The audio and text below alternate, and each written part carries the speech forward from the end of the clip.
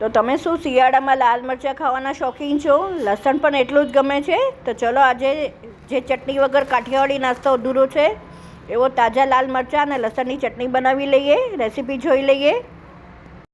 તો આપણે એક મિક્સર જારમાં 1 ટેબલસ્પૂન ધાણા લઈ લઈશું અને સાથે 1 ટીસ્પૂન જીરું એડ કરી દઈશું અને સેમી ક્રશ કરી લઈશું.